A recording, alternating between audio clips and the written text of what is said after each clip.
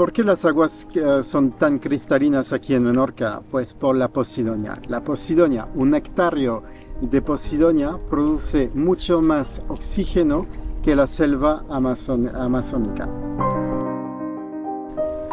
Me llamo Philippe Taquin, soy el dueño del centro de buceo Dune Balear.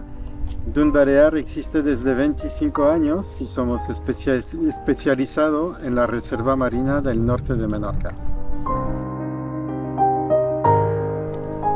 Las aguas cristalinas, turquesa y la claridad de Menorca atrae a mucha gente, pero también su tipografía geográfica, sus acantilados atraen a mucha gente aquí. Es un paraíso. Muchas revistas elaboraron un ranking de los sitios donde el agua es más cristalina que en otra parte del mundo. Y fíjate que Menorca ocupa el ranking número 1 para sus aguas cristalinas y calientes durante todo el año. Cada inmersión que hacemos con nuestros clientes es un paso a la protección del medio ambiente.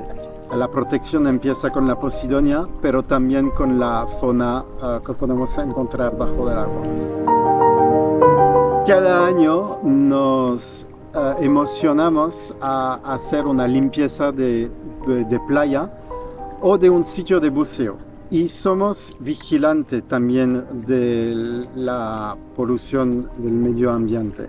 Por ejemplo, cuando hay mucha tramontana, eso atrae muchos plásticos. Cada vez que vamos al agua, tenemos bolsas donde recuperamos este plástico para terminar botándolo en un basurero.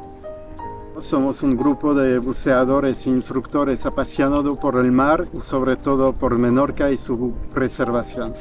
Y por eso nos encanta llevar de la mano nuestros usuarios, que sean buceadores, clientes o iniciación a descubrir la riqueza que tenemos bajo del mar aquí en Menorca.